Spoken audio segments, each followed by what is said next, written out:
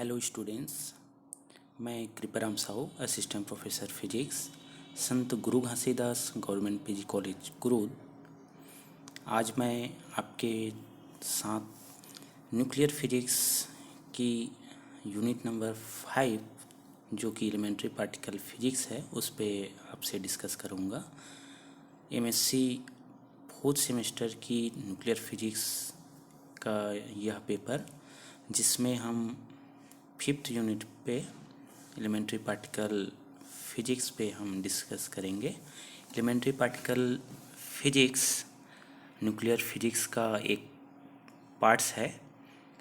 जैसे atomic physics में basic constitute electron, proton, neutron होते हैं, वैसे ही न्यूक्लियर फिजिक्स में न्यूक्लियस के इनसाइड पे कुछ पार्टिकल्स होते हैं जिसको हम एलिमेंट्री पार्टिकल्स कहते हैं, उसकी स्टडी हम करेंगे। तो आइए देखते हैं एलिमेंट्री पार्टिकल फिजिक्स क्या है। ये मेरा कंटेंट है जिसमें मैं एलिमेंट्री पार्टिकल फिजिक्स की पूरी यूनिट को मैं डिस्कस करूँगा वन बाय वन। चूँकि ये पूरी एक कंप्लीट यूनिट होगी तो एक लेक्चर पे ये पॉसिबल नहीं है, तो वन बाय वन मैं आपके पास 4 लेक्चर डिलीवर करूँगा, जिसमें फर्स्ट लेक्चर पे फंडामेंटल इंट्रैक्शन पे बात करेंगे। दूसरी जो लेक्चर होगी उसमें क्लासिफिकेशन ऑफ एलिमेंट्री पार्टिकल्स पे डिस्कस करेंगे। थर्ड जो लेक्चर होगा वो conservation law and symmetry group पे होगी। फोर्थ जो लेक्चर होगी वो क्वार्क मॉडल पे होगी और स्टैंडर्ड मॉडल पे। तो वन बाय वन हर एक जो लेक्चर होगी उसमें मैं आपसे डिस्कस करूँगा। तो आज की जो लेक्चर है, फर्स्ट लेक्चर, वो फंडामेंटल इंट्रैक्शन पे होगी। ये जो कंटेंट ली गई है वो यूनिट के अकॉर्डिंग है। कंप्लीट यूनिट मैं एलिमेंट्री पार्टिकल फिजिक्स का ये कवर करने वाला हूँ, जो कि एमएससी फोर्थ सेमेस्टर की न्यूक्लियर फिजिक्स का सिलेबस होगा, जिसमें एग्ज़ाम पर्पस से हमको जो नोट्स अवेलेबल होना चाहिए वो नोट्स मैं कोशिश करूँगा कि इस पीपीटी के माध्यम से आप तक पहुँच सके। एक कंप्लीट नोट्स बनाने का मैंने प्रयास किया है, तो देखते हैं वन बाय वन आपसे ये डिस्कस करता जाऊँगा। तो आज की जो लेक्चर होगी उसमें हम बात करेंगे फंडामेंटल इंट्रैक्शन पे। तो फंडामेंटल इंट्रैक्शन की ज़रूरत क्यों होती है, हम इस पे बात करेंगे। चूँकि आपको पता होगा कि कोई भी ऑब्जेक्ट जो होती है एक पर्टिकुलर फोर्स के रेस्पेक्ट में वो बाउंड होती है। दैट मीन्स वहाँ पे एक पर्टिकुलर इंट्रैक्शन फोर्स काम करता है। तो हम देखेंगे कि वो इंट्रैक्शन फोर्स क्या होती है और वो कैसे वर्क करती है, उसके लिए कंडीशन क्या होती है, ये हम वन बाय वन डिस्कस करेंगे। लेकिन उसके पहले हम जान लें कि हमारे पास जो पार्टिकल्स हैं वो कौन कौन से होते हैं। चूँकि हम न्यूक्लियर फिजिक्स से रिलेटेड इंट्रैक्शन देख रहे हैं, तो हम न्यूक्लियर फिजिक्स पे ये इंट्रैक्शन कैसे काम करता है वो हम डिस्कस करेंगे। साथ में हम देखेंगे कि न्यूक्लियर फिजिक्स में जो पार्टिकल्स की बात करते हैं, जिसको हम एलिमेंट्री पार्टिकल्स कहते हैं, उस एलिमेंट्री पार्टिकल्स में ये इंट्रैक्शन कैसे वर्क करता है। तो उसके पहले हम देख लें कि एलिमेंट्री पार्टिकल्स होता क्या है, उसका एग्जिस्टेंस कैसे होती है, एलिमेंट्री पार्टिकल की डिस्कवरी कैसे हुई वो देख लेते हैं। तो एलिमेंट्री पार्टिकल बेसिकली किसी भी मैटर का एक बिल्डिंग ब्लॉक होता है।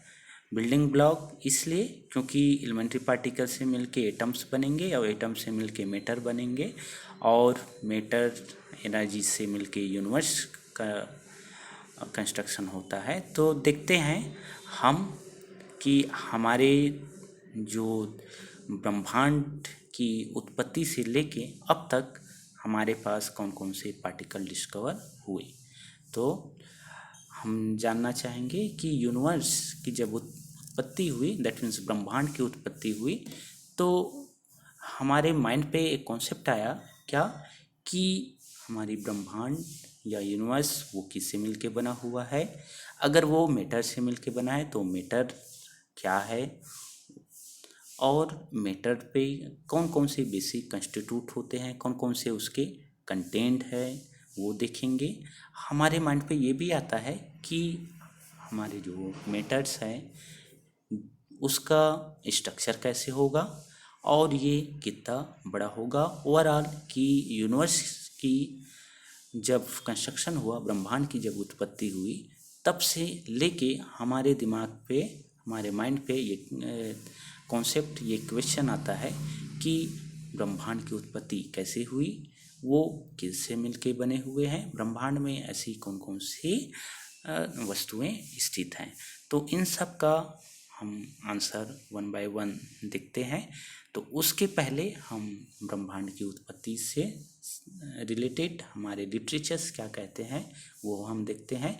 एंशिएंट इंडियन लिटरेचर हमको कहती है कि बुद्धास की जो 5 एलिमेंट्स है, क्या, क्षिति, जल, पावक, गगन, समीरा, that means earth, water, fire, air, ether, इससे ही मिलके ब्रह्मांड का निर्माण हुआ है। ये हमारे एंशिएंट जो लिटरेचर है उन पे ये कहना है और इसी से हमारा यूनिवर्स का निर्माण हुआ है और यही इसके बेसिक एलिमेंट्स हैं, ये कहना है। लेकिन अगर हम इसको साइंटिफिकली देखें या हम इसको फिजिक्स में देखें तो यही जो 5 तत्व है जिससे ब्रह्मांड की उत्पत्ति हुई है, यही 5 तत्व पदार्थ की 5 अवस्थाओं को बताती है। तो ये 5th स्टेट ऑफ मैटर होती है। तो देखते हैं कैसे। सॉलिड एक स्टेट होती है मैटर की जो कि रिलेटेड है अर्थ से, liquid which is related to water, plasma which is related to fire, gases which is related to air molecules and 5th state of matter which is related to ether. इस तरह से ये 5 तत्व जो कि हमारे शास्त्रों में कहा गया है, यही 5 तत्व हमारे, यही 5 तत्व जो होंगे इन्हीं से मिलके हमारा ब्रह्मांड का निर्माण हुआ है और यही 5 तत्व पदार्थ की 5 अवस्थाओं को बताती है। इवन हमारे महाकाव्य रामायण में भी कहा गया है कि क्षिति, जल, पावक, गगन, समीरा, इसमें हम तुलसीदास ने कहा है कि यही जो 5 तत्व है यही ब्रह्मांड का निर्माण करते हैं और यही भगवान का रूप है, ऐसा रामायण पे तुलसीदास के द्वारा कहना है। तो शास्त्रों में, महाकाव्यों में भी ब्रह्मांड की उत्पत्ति कैसे हुई और वो किससे मिलके बने हुए हैं, इस संबंध में हमारे शास्त्र कहते हैं। तो वैसे ही अगर हम फिजिक्स में देखें तो पता चलता है कि यही 5 तत्व पदार्थ की 5 अवस्थाओं को बताती है। दैट मीन्स ये मैटर है और ये मैटर के स्टेट हैं। तो हम को पता चला कि मैटर से ही यूनिवर्स का या ब्रह्मांड का निर्माण हुआ है। तो आइए देखते हैं कि मैटर किससे मिलके बना हुआ है। तो मैटर से रिलेटेड आइंस्टाइन की एक थ्योरी थी, वो थी famous energy mass equivalence relation equal to mc², जिनके अकॉर्डिंग इनका कहना था कि the whole universe is made of 2 things, matter and energy. Universe का निर्माण मास और एनर्जी से मिलके बना हुआ है, ये कहना था। इनकी famous energy mass equivalence relation से हमको 2 एग्जाम्पल्स भी मिलता है कि मास एनर्जी में और एनर्जी मास में कैसे कन्वर्ट होती है। पेयर एनहिलेशन, यहाँ पे हम देखते थे कि 2 जो मास रखने वाले ऑब्जेक्ट, दैट मीन्स इलेक्ट्रॉन और पॉजिट्रॉन, जो मेसिवाइज ऑब्जेक्ट हैं, वो gamma photon that means energy emit करते हैं इनहेलिएट करके। वैसे ही पेयर प्रोडक्शन में कि जो गामा फोटोन होते हैं वो इलेक्ट्रॉन और पॉजिट्रॉन में कन्वर्ट होते हैं। इस तरह से कि मास एनर्जी में और एनर्जी मास में कन्वर्ट होती है, ये आइंस्टाइन की फेमस थ्योरी थी। इसका मतलब कि हमारा जो यूनिवर्स का निर्माण जो है वो मास और एनर्जी से हुआ या मैटर एंड एनर्जी से मिलके बना हुआ है। तो आइए देखते हैं कि मैटर क्या होता है। मैटर जो कि फ्री स्टेट में हमको पता है कि 3 स्टेट ये होती है, सॉलिड, लिक्विड, गैस। जैसे मैंने आपको बताया शास्त्रों के अकॉर्डिंग जो क्षिति, जल, पावक, गगन, समीरा जो है वो मैटर की 5 जो स्टेट अभी हम जो जानते हैं वही 5 स्टेट होती है। उनमें से फ्री स्टेट पे जो होती है वो सॉलिड, लिक्विड, गैस। और इसी जो मैटर के कंपोजिशन से और डिफरेंट डिफरेंट कंपाउंड और मिक्सचर भी हम डिजाइन करते हैं। तो आइए देखते हैं कि ये मैटर किससे मिलके बना हुआ है, आखिर ये है क्या। तो एटम से मिलके मैटर बनते हैं और इस एटम का जो कंस्ट्रक्शन होता है, दैट मीन्स इसका जो बेसिक जो कंस्टिट्यूट होते हैं वो होते हैं electron, nucleons, that means proton and neutron. इनकी इलेक्ट्रॉन, न्यूक्लियस और न्यूट्रॉन की डिस्कवरी जब हुई तो उस समय हमको पता चला कि 1913 पे कि एटम जैसा हमारे पास मैटर का एक बेसिक बिल्डिंग ब्लॉक होता है।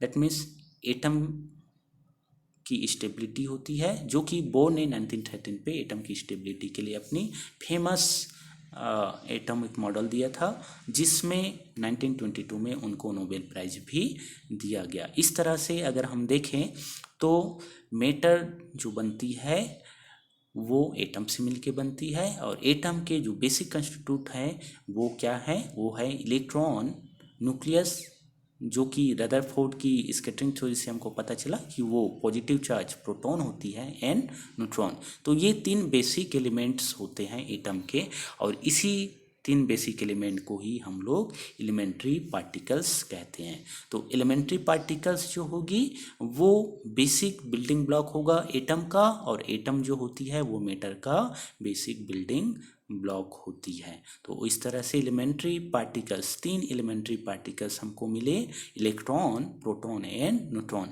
इसके अलावा और बहुत सारे एलिमेंट्री पार्टिकल्स भी एग्जिस्ट करते हैं। अगर हम देखें अब तक ब्रह्मांड की उत्पत्ति से लेके 1930-40 तक अगर देखें तो बहुत सारे हमारे पास एलिमेंट्री पार्टिकल एग्जिस्ट हुए हैं और ये एलिमेंट्री पार्टिकल्स से ही मिलके हमारे पूरे ब्रह्मांड का और साथ में जीव जंतुओं की उत्पत्ति भी इन्हीं पार्टिकल से हुई है।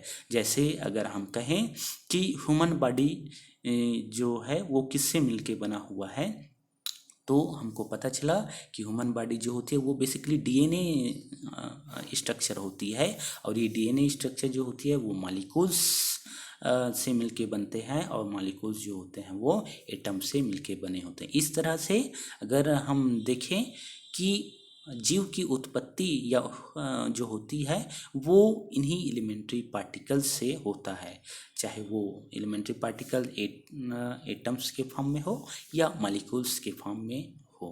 तो ये एक बेसिक बिल्डिंग ब्लॉक होती है।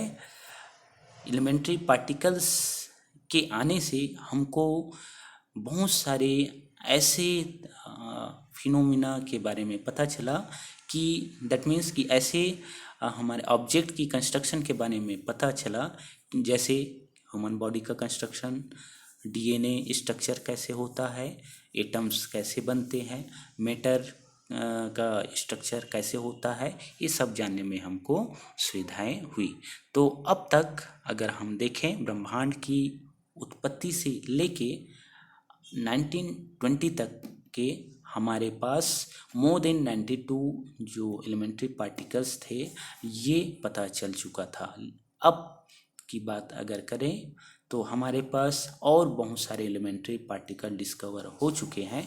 तो 1 बाय 1 हम देखेंगे कि ऐसे कौन कौन से एलिमेंट्री पार्टिकल्स हैं जो डिस्कवर्ड हुए हैं। तो देखेंगे 1 बाय। तो आइए देखते हैं कि और कौन कौन से एलिमेंट्री पार्टिकल्स हैं। तो एलिमेंट्री पार्टिकल बेसिकली मैं आपको बता रहा था कि इलेक्ट्रॉन, प्रोटॉन, न्यूट्रॉन है। तो एलिमेंट्री पार्टिकल्स को आप ऐसे भी समझ सकते हैं कि जिनका कोई इंटरनल सब स्ट्रक्चर नहीं होते वो एलिमेंट्री पार्टिकल्स कहलाएंगे और यही एलिमेंट्री पार्टिकल्स जो होगा वो मैटर का बेसिक बिल्डिंग ब्लॉक होगा। तो आइए देखते हैं कि हमारे पास एलिमेंट्री पार्टिकल जो होते हैं उस एलिमेंट्री पार्टिकल्स के बीच में ऐसा कौन कौन सा इंटरेक्शन काम करता है। तो हम देखेंगे कि हर एक एलिमेंट्री पार्टिकल्स जो होते हैं वो एक पर्टिकुलर इंटरेक्शन के थ्रू बाउंड करते हैं या इंटरेक्ट करते हैं या रिएक्ट करते हैं। तो देखेंगे ऐसे कौन कौन से इंटरेक्शन हमारे पास है। तो ये 4 फंडामेंटल इंटरेक्शन है जो एलिमेंट्री पार्टिकल के बीच पे एक्ट करते हैं। दैट मीन्स कि यही जो 4 फंडामेंटल इंटरेक्शन होगा उसी के थ्रू एलिमेंट्री पार्टिकल जो होंगे वो न्यूक्लियर रिएक्शन करेंगे। तो देखेंगे ये कौन कौन से हैं। तो 4 फंडामेंटल जो इंटरेक्शन है उनमें से first gravitational interaction which is related to astronomical object, and second one electromagnetic interaction which is related to charge particles, and third one strong interaction which is related to nucleus, and last weak interaction which is related to nuclear decay. That means 4 fundamental interaction are acting on elementary particles. तो ये gravitational force, electromagnetic force, strong force और weak force, ये 4 fundamental force हैं जो elementary particle के बीच पे act होते हैं। हम देखेंगे वन बाय वन कि न्यूक्लियस के इनसाइड पे, चूँकि हम न्यूक्लियर फिजिक्स पढ़ रहे हैं, न्यूक्लियस की फिजिक्स पढ़ रहे हैं, तो न्यूक्लियस के इनसाइड में ये फंडामेंटल फोर्सेज जो है ये कैसे एक्ट करती है, कैसे ये काम करती है। तो आइए डिस्कस करते हैं वन बाय वन। तो सबसे पहले ग्रेविटेशनल इंटरेक्शन। ग्रेविटेशनल इंटरेक्शन जो कि एस्ट्रोनॉमिकल ऑब्जेक्ट जैसे मून, अर्थ, प्लैनेट या जितने भी स्टार्स होते हैं उनके बीच पे ये एक्ट होती है। सबसे पहले न्यूटन ने ग्रेविटेशनल फोर्स का कॉन्सेप्ट दिया था। उनके रिलेशन के according F=G m1 m2 r², दो में से ऑब्जेक्ट के बीच पे जो लगने वाली फोर्स होती है ये ग्रेविटेशनल फोर्स कहलाती है। ग्रेविटेशनल फोर्स जो होती है ये मास डिपेंडेंट होती है, जिसको हम इनर्शिया भी कहते हैं। तो किसी ऑब्जेक्ट का इनर्शिया जितना ज़्यादा होगा उसका ग्रेविटेशनल इंटरेक्शन उतना ही ज़्यादा होगा। Gravitational interaction does not depends on the color, size, charge, velocity, spin and angular orientation. It's only depend on the magnitude of inertia. अगर हम बात करें, चूँकि न्यूक्लियर फिजिक्स पढ़े हैं, तो न्यूक्लियस की इनसाइड पे जो न्यूक्लियर फोर्स लगती है उस पर अगर हम बात करें और उसको हम कैलकुलेट करें इस फार्मूला के अकॉर्डिंग, तो हम यहाँ पे मास न्यूक्लियंस का मास रखेंगे। न्यूक्लियन जो होती है प्रोटॉन और न्यूट्रॉन होती है, उसका अगर हम मास रखें और वहाँ का डिस्टेंस, न्यूक्लियर डिस्टेंस जो कि 10⁻⁻15 मीटर जो कि 1 फर्मी होती है, वो अगर हम वैल्यू रखें तो जो न्यूक्लियंस में जो ग्रेविटेशनल फोर्स लगता है वो होता है 2 × 10⁻34 न्यूटन्स का। ये जो फोर्स होती है ये न्यूक्लियंस के बीच पे लगने वाला ग्रेविटेशनल फोर्स होता है। चूँकि हर एक जो फोर्स होता है जब वो किसी पार्टिकल्स पे एक्ट होती है तो वहाँ पे एक मीडिएटिंग पार्टिकल्स काम करती है, एक मीडिएटर जो होता है वो काम करता है। जैसे अगर हम बात करें कि हम अगर किसी दूसरे गांव जहाँ पे अननोन है वहाँ पे अगर हम जाना चाहें और किसी से मिलना चाहें तो हम किसी मीडिएटर के थ्रू हम वहाँ पे मिलते हैं। वैसे ही हम देखें अगर कि पार्टिकल्स के बीच में भी जब ग्रेविटेशनल इंटरेक्शन काम करती है तो वहाँ पे भी एक मीडिएटर्स होता है। तो ग्रेविटेशनल इंटरेक्शन में जो मीडिएटर का काम करता है वो होता है ग्रेविटॉन। तो ग्रेविटॉन जिसको अभी तक लेबोरेटरी में डिटेक्ट नहीं किया गया है, तो लेकिन ये ग्रेविटेशनल फोर्स के बीच में काम करती है। तो यहाँ पे मीडिएटिंग पार्टिकल जो होती है वो ग्रेविटॉन, जिसका मास जो होता है वो 0 होता है। तो 0 मास होने के कारण इसका जो रेंज होता है ये लॉन्ग रेंज फोर्स होती है। तो इसका रेंज हम कैसे कैलकुलेट कर सकते हैं? इसका रेंज कैलकुलेट अगर आपको करना है तो आप हाइजेनबर्ग की uncertainty principle energy and time पे अगर देखें उस रिलेशन से हम कैलकुलेट कर सकते हैं। यहाँ पे del E energy mass equivalence relation से हम एम सी स्क्वायर रखेंगे। एम यहाँ पे जो होगी वो मीडिएटिंग जो पार्टिकल होगा उसका मास होगा। यहाँ पे टी हम टाइम भी कैलकुलेट कर सकते हैं, दैट मीन्स कैरेक्टरिस्टिक्स टाइम्स कि वो पार्टिकल जो होगी वो कितने टाइम तक एग्जिस्ट करते हैं ये कैलकुलेट कर सकते हैं। इस पूरी वैल्यू को अगर हम रखें तो हमको रेंज मिलती है जो कि होता है R equal to H cross over M C. यहाँ पे एम जो होता है ये मीडिएटिंग जो पार्टिकल होती है उसका मास होता है। यहाँ पे मीडिएटिंग पार्टिकल ग्रेविटॉन है तो ये ग्रेविटॉन का मास होगा। चूँकि ग्रेविटॉन का मास मैंने आपको बताया कि ये 0 होती है तो इसका जो रेंज होगा ये इनफाइनाइट रेंज का होगा। दैट मीन्स कि ग्रेविटेशनल इंटरेक्शन जो होती है ये इनफाइनाइट रेंज की फोर्स होती है। अगर हम इंटरेक्शन की बात करें, इसका स्ट्रेंथ की बात करें कि ये कितना स्ट्रांग होता है तो उसका हम स्ट्रेंथ भी कैलकुलेट कर सकते हैं इक्वेशन से। ये होगा G M square over H cross C. यहाँ अगर हम कैलकुलेट करें और ये इंटरेक्शन जो होगा ये किसी जो दो मास जो होंगे या जो एलिमेंट्री पार्टिकल्स होंगे उनके बीच में जो ग्रेविटेशनल इंटरेक्शन लग रही है उसका स्ट्रेंथ होगा। तो यहाँ पे जो मास होगा ये मास ये पार्टिकल्स की मास होगी। एच क्रॉस प्लैंक कांस्टेंट होती है। सी वेलोसिटी ऑफ पार्टिकल्स होगी। जी जो कि लाइट की वेलोसिटी की इक्वल होगी और जी यहाँ पे ग्रेविटेशनल कांस्टेंट होती है जिसकी वैल्यू 6.67 क्रॉस 10⁻11 ये होती है। तो हम इसको कैलकुलेट करें तो न्यूक्लियॉन्स के बीच जो स्ट्रेंथ होता है ग्रेविटेशनल अट्रैक्शन का वो होता है 2 क्रॉस 10⁻39 ऑर्डर का।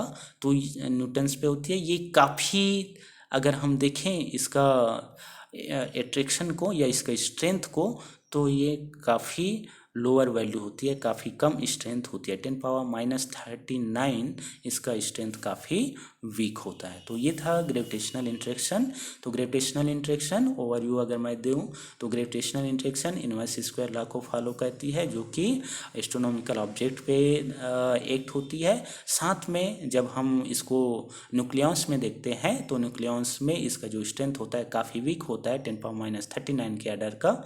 ग्रेविटेशनल इंटरेक्शन के बीच जो मीडिएटिंग पार्टिकल होता है वो ग्रेविटॉन्स होती है। चूँकि ग्रेविटॉन्स का मास 0 होने के कारण इसका रेंज जो होती है वो इनफाइनाइट होती है। That means gravitational interaction infinite range का होता है। ग्रेविटेशनल फोर्स जो है वो मास डिपेंडेंट होती है।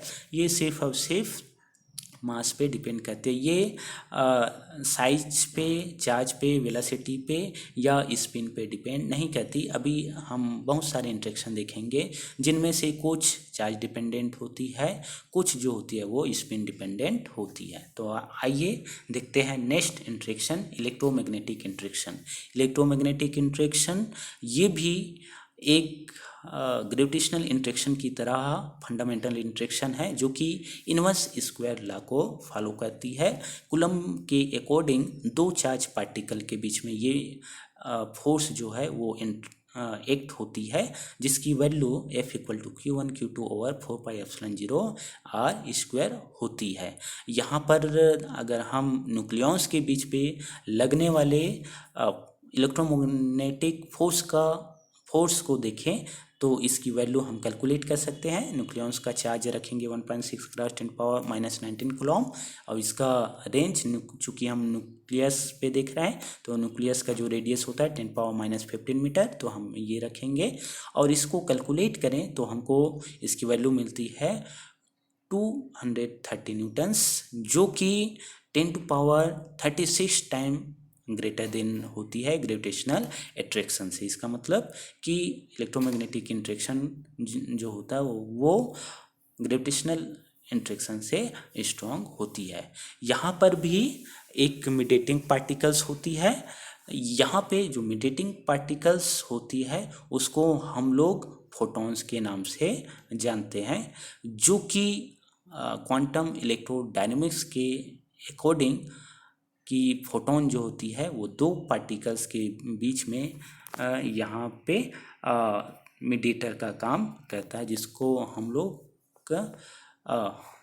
फोटॉन्स कह रहे हैं। इसका जो मास होगा ये भी 0 होती है, तो इसको भी रेंज को हम कैलकुलेट कर सकते हैं h×/mc से। तो हमको पता चलता है कि ये भी इनफाइनाइट रेंज की होती है।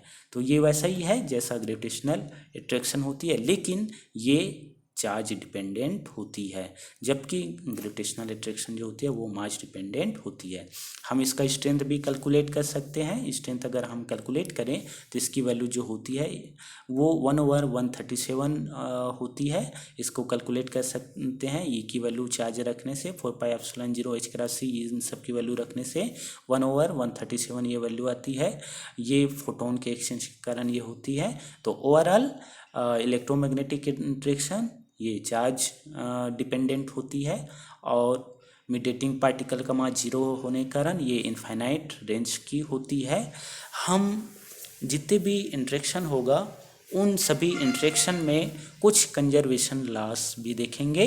दैट मीन्स कि एलिमेंट्री पार्टिकल जब न्यूक्लियर रिएक्शन करती है तो कुछ बेसिक कंजर्वेशन लॉ को वो फॉलो करती है। ये बेसिक कंजर्वेशन लॉ जो होती है ये क्वांटम नंबर्स पे डिपेंड करती है। ये डिफरेंट क्वांटम नंबर्स होंगी। ये वैसा ही है जैसा एटॉमिक फिजिक्स में कुछ क्वांटम नंबर्स हमने पढ़ा, यहाँ पर भी ये क्वांटम नंबर्स होंगी, लेकिन ये डिफरेंट टाइप की। ये डिफरेंट जो क्वांटम नंबर्स होती है वो होती है charge, baryon number, lepton number, hyper charge, parity, strangeness.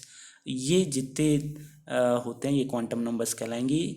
और इलेक्ट्रोमैग्नेटिक इंटरेक्शन में जब कोई पार्टिकल न्यूक्लियर रिएक्शन करती है या इंटरेक्ट करती है तो charge, baryon number, lepton number, hyper charge, parity, strangeness ये कंजर्व होती है। और इलेक्ट्रोमैग्नेटिक इंटरेक्शन में आइसोस्पिन ये कंजर्व नहीं होती। इसमें जो चेंजेस है ये 0 + -1 का यूनिटी का चेंजेस यहाँ पे होता है। तो ये फेमस इलेक्ट्रोमैग्नेटिक इंटरेक्शन जो न्यूक्लियॉन्स के बीच पे कैसे एक्ट होते हैं ये पता चल गया।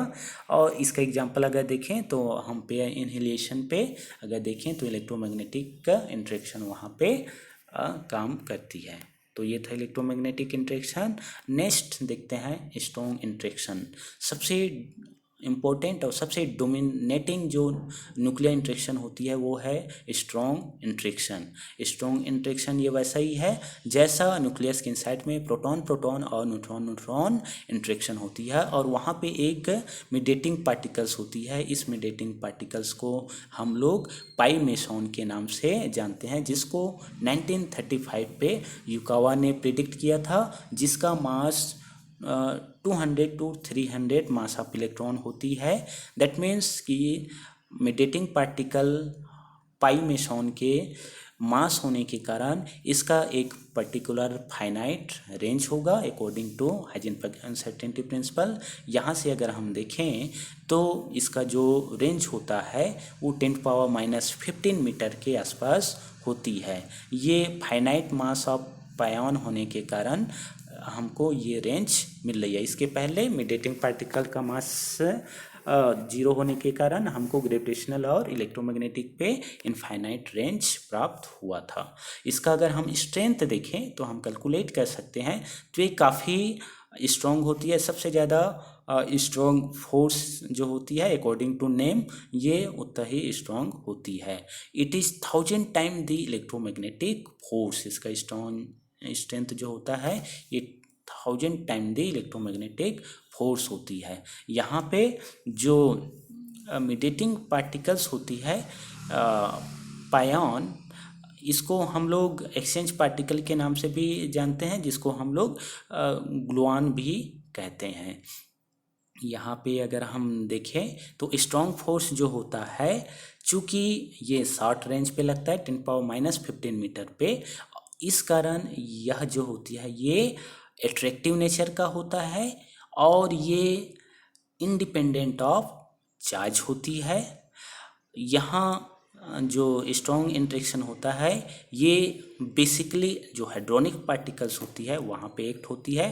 हाइड्रोनिक जो पार्टिकल्स होता है वो मेसॉन और बेरियन का कॉम्बिनेशन होता है। तो हम जब नेक्स्ट पार्टिकल का क्लासिफिकेशन देखेंगे तो वहाँ पे देखेंगे कि हेड्रॉन्स क्या होते हैं, बेरियंस क्या होते हैं, मेसॉन्स क्या होते हैं, और वहाँ पे स्ट्रॉन्ग इंटरेक्शन कैसे इंटरेक्ट करता है तो हम वहाँ पे देखेंगे। तो इसमें भी जो पार्टिकल्स होंगे उनके बीच में स्ट्रॉन्ग इंटरेक्शन जब लगेंगी तो कुछ जो कंजर्वेशन लॉ होंगी, दैट मीन्स जो क्वांटम नंबर्स होंगी वो कंजर्व होंगी। उनमें से जो कंजर्व क्वांटिटी होती है वो होती है baryon number, charge conservation, hyper charge, parity, iso spin, ये सभी वहाँ पे कंजर्व होती हैं। इसका मतलब ये कि स्ट्रॉन्ग इंटरेक्शन सबसे स्ट्रॉन्गेस्ट इंटरेक्शन होगा एलिमेंट्री पार्टिकल्स के बीच में जो लगेगी। इसका मेडिएटिंग पार्टिकल जो होता है ये पाई मेसॉन्स होती है, और ये पाई मेसॉन के फाइनाइट मास होने के कारण ये शॉर्ट रेंज होती है जो कि 10⁻⁻15 मीटर का होता है, और ये इंडिपेंडेंट ऑफ चार्ज होती है। तो ये बेसिक प्रॉपर्टीज़ है स्ट्रॉन्ग इंटरेक्शंस की। तो हम वन बाय वन देखेंगे पूरी जो इंटरेक्शन होगी उसकी प्रॉपर्टीज़ क्या होगी, मैं एक टेबल्स के थ्रू आपको बताऊंगा। तो नेक्स्ट इंटरेक्शन देखते हैं वीक इंटरेक्शन। वीक इंटरेक्शन जैसा इसका नाम है उसके अकॉर्डिंग ये उतनी वीक होती नहीं है। तो इसका जो कॉन्सेप्ट था सबसे पहले फर्मी ने दिया था जब न्यूक्लियर बीटा डीके रिएक्शन हुई, तो उस समय हमने देखा कि जो बीटा डीके रिएक्शन होती है वो वीक इंटरेक्शन के थ्रू होती है। यहाँ पे जो मीडिएटिंग पार्टिकल्स होती है वीक इंटरेक्शन के बीच पे, जिसको हम इंटरमीडिएटेड या मीडिएटिंग जो पार्टिकल्स कहते हैं वो होता है वेक्टर मेसॉन, जो कि WZ ये बोसॉन होती है। ये वैसा ही है जैसा हमारे पास ग्रेविटेशनल फोर्स में ग्रेविटॉन होती है, इलेक्ट्रोमैग्नेटिक में फोटॉन होती है, और स्ट्रॉन्ग इंटरेक्शन पे मेसॉन होती है। तो WZ जो बोसॉन होता है इसका जो मास होता है 80 to 90 गीगा इलेक्ट्रॉन वोल्ट होती है। इस मास के कारण हम इसका रेंज कैलकुलेट कर सकते हैं। चूँकि इसका मास अन्य मीडिएटिंग पार्टिकल्स से ज़्यादा होती है, इसलिए इसका रेंज जो होगा मास ज़्यादा होने से रेंज जो होती है वो कम हो जाती है अकॉर्डिंग टू हाइजेनबर्ग रिलेशन। तो इसका रेंज जो होती है ये 10⁻⁻18 मीटर का होता है। तो आप किसी भी पार्टिकल्स के मीडिएटिंग पार्टिकल्स के होने से उस इंटरेक्शन का रेंज कैलकुलेट कर सकते हैं। वीक इंटरेक्शन जो होंगी ये 10⁻10 times weaker then electromagnetic interaction होती है। इसका हम स्ट्रेंथ भी कैलकुलेट कर सकते हैं। तो जब कैलकुलेट करते हैं तो इसकी वैल्यू आती है 10⁻14 के आर्डर का ये होता है इसका स्ट्रेंथ। तो ये ग्रेविटेशनल इंटरेक्शन से थोड़ी सी स्ट्रॉन्ग होती है। तो सबसे ज़्यादा स्ट्रॉन्गेस्ट जो होंगी वो स्ट्रॉन्ग फोर्स, फिर आपकी जो होंगी वीक फोर्स। तो वन बाय वन हम एक टेबल के थ्रू देखेंगे भी कि इन सब की प्रॉपर्टीज़ क्या होती है। तो ये भी जो इंटरेक्शन होती है वो कुछ बेसिक कंजर्वेशन लॉ को फॉलो करती है। उस बेसिक कंजर्वेशन लॉ में कि पैरिटी जो होती है ये कंजर्व नहीं होती है। इसके अलावा आपके पास जो कंजर्वेशन लॉ होते हैं बेरियन कंजर्वेशन, स्ट्रेंजनेस कंजर्वेशन, ये यहाँ पे चेंज होती है। तो देखेंगे कि ये इसकी वैल्यू जो होगी कैसी होगी। तो वन बाय वन हम सभी जो इंटरेक्शन होगा उसकी प्रॉपर्टीज़ को हम देखते हैं एक टेबल के थ्रू। तो ओवरऑल कि ये 4 फोर्स था। एक फोर्स इलेक्ट्रोमैग्नेटिक फोर्स जो कि एटम पे लगती है, एटॉमिक सिस्टम पे। अगर इलेक्ट्रॉन और प्रोटॉन के बीच में देखें तो ये इलेक्ट्रोमैग्नेटिक फोर्स वहाँ पे इन्वॉल्व होती है। न्यूक्लियस के इनसाइड में भी अगर 2 प्रोटॉन अगर हैं तो वहाँ पर भी ये फोर्स लगती है। इलेक्ट्रोमैग्नेटिक फोर्स जो होती है वो may be attractive may be repulsive दोनों हो सकती हैं। वैसे ही अगर हम बात करें ग्रेविटेशनल फोर्स, तो ग्रेविटेशनल फोर्स ये ऑलवेज एट्रैक्टिव फोर्स होती है जो कि एस्ट्रोनॉमिकल ऑब्जेक्ट पे लगती है। हम इसको न्यूक्लियॉन्स पे भी देख रहे थे, लेकिन इसका स्ट्रेंथ जो होता है वो काफ़ी वीक होती है, इसलिए हम न्यूक्लियोनिक सिस्टम में ग्रेविटेशनल फोर्स को हम निगलेक्ट करते हैं। इसके अलावा कि न्यूक्लियस के इनसाइड पे ये फोर्स इन्वॉल्व होते हैं, स्ट्रॉन्ग फोर्स। हमने देखा कि ये वहाँ पे हम देख रहे थे चार्ज इंडिपेंडेंट ये होती थी, वहाँ पे मीडिएटिंग पार्टिकल पायोन्स के आने के कारण ये एट्रैक्टिव इंट्रैक्शन वहाँ पे काम करता है। स्ट्रॉन्ग फोर्स जो होते हैं वो ये भी एट्रैक्टिव नेचर का होता है। इसके अलावा वीक फोर्स हम देख रहे थे जो कि हमने बीटा डीके में देखा कि न्यूक्लियस के इनसाइड में न्यूट्रॉन प्रोटॉन में जब कन्वर्ट होती है तो ये बीटा डीके रिएक्शन कहलाती है, जहाँ पे वीक इंट्रैक्शन इन्वॉल्व होता है। तो ये 4 फंडामेंटल फोर्स हम देख रहे थे। ये हम न्यूक्लियस के इनसाइड पे देखे, एटॉमिक सिस्टम पे हम देख रहे थे। तो पूरी जो इंट्रैक्शन है न्यूक्लियस पे ये इन्वॉल्व होती है, और न्यूक्लियस के इनसाइड पे जो एलिमेंट्री पार्टिकल्स होते हैं प्रोटॉन और न्यूट्रॉन, वहाँ पे ये फोर्स एक्ट करते हैं। इसका स्ट्रेंथ डिफरेंट होती है, डिफरेंट इसके रेंज होते हैं, डिफरेंट इसका कैरेक्टरिस्टिक टाइम्स होती है, दैट मीन्स एक पर्टिकुलर टाइम तक ही ये एक्ट होते हैं। तो ये 4 फंडामेंटल फोर्स जो यूनिवर्स को बांध के रखे हुई है, और यही 4 फंडामेंटल फोर्स के थ्रू ही यूनिवर्स कंट्रोल हो रही है। हम जब स्टैंडर्ड मॉडल पढ़ेंगे तो उस समय मैं बताऊंगा ये 4 फंडामेंटल फोर्स का यूनिफिकेशन हम कैसे कहते हैं, जिसको हम लोग यूनिफिकेशन थ्योरी के नाम से भी जानते हैं। तो हम जब यूनिफिकेशन थ्योरी पढ़ेंगे, बहुत सारी थ्योरी साइंस थी, unification theory, grand unification theory, string theory, तो उन सब का ये बेसिक कॉन्सेप्ट है इन जितने फंडामेंटल फोर्सेस हैं। तो देखेंगे हम वन बाय वन। तो आइए देखते हैं इनकी प्रॉपर्टीज़। तो प्रॉपर्टीज़ ऑफ फंडामेंटल फोर्स, जैसे 2 ऑब्जेक्ट के बीच में हमारे पास क्या होता है, मीडिएटर होता है। जैसा अगर हम अपने पड़ोसी गांव से संबंध अगर स्थापित करना चाहेंगे, तो संबंध स्थापित करने के लिए हम कोई ना कोई एक मीडिएटर लेके चलते हैं। वैसा ही जो पार्टिकल्स होते हैं उनके बीच में जब ये फंडामेंटल इंट्रैक्शन इन्वॉल्व होती है तो कोई ना कोई मीडिएटिंग पार्टिकल्स होती है। जैसे अगर हम बात करें कि हमारे पास अब अगर 2 ऑब्जेक्ट है, एक हम प्रोटॉन और न्यूट्रॉन ले लें, न्यूक्लियस के इनसाइड पे जो होती है, जब ये एक दूसरे से इंटरेक्ट करेंगे तो यहाँ पे एक मीडिएटिंग पार्टिकल्स होती है जिसको हम लोग पायॉन कहते हैं, और इसके कारण ही न्यूट्रॉन प्रोटॉन में या प्रोटॉन न्यूट्रॉन में या प्रोटॉन प्रोटॉन में या न्यूट्रॉन न्यूट्रॉन में कन्वर्ट होती है, या proton proton, proton neutron, proton proton और न्यूट्रॉन न्यूट्रॉन इंट्रैक्शन के नाम से भी इसको हम जानते हैं। तो यहाँ पे एक मीडिएटिंग पार्टिकल्स का होना बहुत ज़रूरी है। तो ये ग्रेविटेशनल इंट्रैक्शन में भी ऐसे मीडिएटिंग पार्टिकल्स होते हैं। तो ये मीडिएटिंग पार्टिकल्स क्या है, ग्रेविटेशनल इंट्रैक्शन के लिए होता है ग्रेविटॉन, जो कि हमने आपको बताया था कि लेबोरेटरी में अभी तक इसको डिटेक्ट नहीं किया गया है।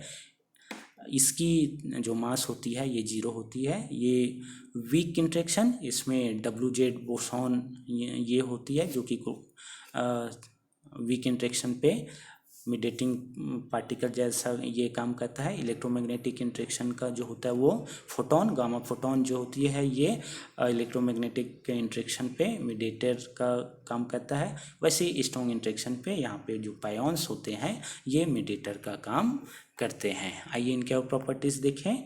तो प्रॉपर्टीज़ 1 बाय 1 देखें जो अभी हमने डिस्कस किया हुआ है। तो ये हमने डिस्कस किया क्या कि स्ट्रेंथ इसका हम देख रहे थे। तो ग्रेविटेशनल जो फोर्स होता है उसका स्ट्रेंथ होता है 10⁻³ के आर्डर का। वीक इंट्रैक्शन का जो होता है 10⁻13 का। इलेक्ट्रोमैग्नेटिक का जो स्ट्रेंथ होता है 10⁻² का। स्ट्रॉन्ग का जो होता है वो 1 का। तो सबसे स्ट्रॉन्गेस्ट जो होती है वो आपका क्या होता है, स्ट्रॉन्ग फोर्स जो होता है ये सबसे स्ट्रॉन्ग होती है। देन होता है आपका electromagnetic interaction, then weak interaction, then gravitational interaction. अगर आपके MSc की जो पेपर्स होती है आपकी एग्ज़ाम्स में या किसी कम्पिटिटिव एग्ज़ाम्स में, तो वहाँ पे ये पूछा जाता है कि जो ग्रेविटेशनल इंट्रैक्शन होता है उनमें से सबसे स्ट्रॉन्गेस्ट कौन सी होती है। तो वहाँ पे ये आप बताइएगा कि स्ट्रॉन्ग फोर्स जो होती है सबसे स्ट्रॉन्ग होती है, then electromagnetic, then weak and gravitational interaction जो सबसे स्ट्रेंथ जो होता है सबसे कम होता है। तो इसी प्रकार से रेंज अगर हम देखें तो रेंज चूँकि ग्रेविटेशनल फोर्स के बीच में जो मीडिएटर होता है ग्रेविटॉन, उसका मास 0 होने के कारण ये इनफाइनाइट रेंज का होता है। वीक फोर्स, इसके बीच में डेटिंग पार्टिकल का फाइनाइट मास होने के कारण 10⁻18 मीटर का होता है। इलेक्ट्रोमैग्नेटिक इंट्रैक्शन की बात करें तो ये इनफाइनाइट रेंज का होता है मीडिएटिंग पार्टिकल फोटोन के 0 मास होने के कारण। स्ट्रॉन्ग जो होती है इसका जो रेंज होता है 10⁻15 मीटर, जो कि न्यूक्लियस का रेडियस होता है। दैट मीन न्यूक्लियस पे ही स्ट्रॉन्ग इंट्रैक्शन इन्वॉल्व होगा, उसके बाहर स्ट्रॉन्ग इंट्रैक्शन जो होगी वो नहीं लगेगी। वैसे ही इलेक्ट्रोमैग्नेटिक और ग्रेविटेशनल इंट्रैक्शन की बात करें तो ये इनफाइनाइट रेंज तक ये लगती है। वीक फोर्स ये 10⁻18 मीटर का ही होता है, ये 10⁻15 मीटर से भी कम है। इसका मतलब ये भी जो आपका न्यूक्लियस होगा उसके इनसाइड पे जो न्यूक्लियर डिके होगी वहाँ पे लगती है। जैसे न्यूट्रॉन का प्रोटॉन में, प्रोटॉन का न्यूट्रॉन में जब एक्सचेंज होगी तो उस समय ये, या बीटा डिके जो रिएक्शन होती है तो उस समय ये इन्वॉल्व होती है। हम इसका रेंज भी पूछा जाता है एग्जाम में कि कौन से जो ऑब्जेक्ट, कौन सा जो इंट्रैक्शन है उसका जो रेंज होता है वो कितना होता है, तो आप यहाँ पे बता सकते हैं टेबल के अकॉर्डिंग। वैसी बात करते हैं मीडिएटर, मैंने आपको बताया उसके मास की। तो ग्रेविटॉन ये मीडिएटर होता है, 0 मास होता है। WZ बोसॉन जो 80 to 92 गीगा इलेक्ट्रॉन वोल्ट का मास होता है, ये बाकी मीडिएटिंग पार्टिकल से थोड़ा सा मैसिव होती है। फोटोन ये 0 मास होता है। पायोन्स ये 134 से 139 मेगा इलेक्ट्रॉन वोल्ट्स इसका मास होता है। वैसे कैरेक्टरिस्टिक्स टाइम्स, दैट मीन्स कि ये जो इंट्रैक्शन होंगी ये कितने टाइम तक एक्ट होंगी। तो इसका अगर हम देखें तो इसको भी अनसर्टेनिटी प्रिंसिपल से हम कैलकुलेट कर सकते हैं, डेल्टी और एच क्रॉस से। तो ये 10⁻16 सेकंड तक ये ग्रेविटेशनल इंट्रैक्शन होती है, वीक इंट्रैक्शन, जो कि 10⁻8 सेकंड तक एक्ट करती है। इलेक्ट्रोमैग्नेटिक जो इंट्रैक्शन होती है 10⁻15 सेकंड तक। स्ट्रॉन्ग इंट्रैक्शन जो होती है ये 10⁻24 सेकंड तक ये एक्ट होती है। तो सबसे ज़्यादा टाइम तक जो इन्वॉल्व होती है वो होता है आपका ग्रेविटेशनल इंट्रैक्शन। देन जो होती है आपके पास 10⁻8 सेकेंड तक weak interaction, then electromagnetic interaction 10⁻15 second, और सबसे कम समय तक जो एक्ट करती है वो होता है स्ट्रॉन्ग इंट्रैक्शन, जो कि 10⁻24 सेकेंड तक। ये भी कम्पिटिटिव एग्जाम्स में या आपके MSc के एग्जाम्स में ऑप्शनल जो क्वेश्चन होता है वहाँ पे ये पूछा जाता है। तो ये इस टेबल से आप आसानी से बता सकते हैं। फिर ये कहाँ कहाँ पे एक्ट होता है ये देखें तो जितने भी मैसिव ऑब्जेक्ट होता है वहाँ पे ये ग्रेविटेशनल फोर्स एक्ट होता है। डजंट मैटर कि अगर मास कम होगा तो वहाँ पे ग्रेविटेशनल इंट्रैक्शन जो होगी उसका स्ट्रेंथ कम होती है। जैसे न्यूक्लियॉन्स के बीच में हम देख रहे थे तो ये काफ़ी वीक थी। वैसे ही वीक फोर्स जो कि हाइड्रोनिक पार्टिकल और इलेक्ट्रॉनिक्स जो पार्टिकल्स होंगे उसके बीच पे लगते हैं। हम देखेंगे बाद पे जब क्लासिफिकेशन ऑफ पार्टिकल्स देखेंगे कि हाइड्रॉन्स क्या होते हैं, इलेक्ट्रॉन्स क्या होते हैं। फिर इलेक्ट्रोमैग्नेटिक फोर्स जो चार्ज पार्टिकल्स होती हैं उनके बीच में ये एक्ट कहते हैं। तो जो भी चार्ज पार्टिकल होंगे वहाँ पे इलेक्ट्रोमैग्नेटिक फोर्स होंगे। डजंट मैटर कि सेम चार्ज अगर होंगे तो वहाँ पे इलेक्ट्रोमैग्नेटिक फोर्स जो होंगी वो रिपल करेंगी, और अपोजिट चार्ज होंगी तो वहाँ पे ये अट्रैक्ट होंगी। स्ट्रॉन्ग इंट्रैक्शन ये हाइड्रोनिक पार्टिकल जो होती है वहाँ पे होता है। हाइड्रोनिक्स पार्टिकल बेसिकली ये मेसॉन और बेरियंस का कॉम्बिनेशन होता है। तो हम क्लासिफिकेशन ऑफ पार्टिकल्स में इसको देखेंगे। इसका एग्जांपल्स अगर देखें तो एस्ट्रोनॉमिकल जो फोर्सेस होती है एस्ट्रोनॉमिकल ऑब्जेक्ट पे ये इन्वॉल्व होती है। बीटा डीके रिएक्शन पे वीक फोर्स काम करती है। जो एटॉमिक फोर्सेस होती है वहाँ पे इलेक्ट्रोमैग्नेटिक इंटरेक्शन ये होती है। जैसे एटम्स में देखें हाइड्रोजन एटम्स है और डिफरेंट टाइप्स एटम जहाँ से हम स्पेक्ट्रा जो है प्राप्त करते हैं। वैसी न्यूक्लियर फोर्स पे ये इन्वॉल्व होती है। न्यूक्लियर फोर्स में भी अगर हम देखें तो न्यूक्लियर जो होंगी तो वहाँ पे ये इन्वॉल्व होंगी। तो देखेंगे कैसे कि न्यूक्लियस के इनसाइड पे स्ट्रॉन्ग फोर्स इंटरेक्ट होता है। इसका अगर यूनिवर्स पे रोल देखें तो ग्रेविटेशनल फोर्स जो होती है ये जितने भी स्टार प्लैनेट जो होती हैं उसको ये असेंबल करती है। अगर ग्रेविटेशनल फोर्स अनबैलेंस हो जाए तो कहीं ना कहीं हमारे जितने भी एस्ट्रोनॉमिकल ऑब्जेक्ट है उसकी पोजीशन जो होगी वो चेंज हो जाएगी, उसकी स्टेबिलिटी जो होगी वो चेंज हो जाएगी। वैसे वीक फोर्स का अगर देखें तो ये होती है mediate transformation of quark and leptons help to determine the composition of atomic nuclei.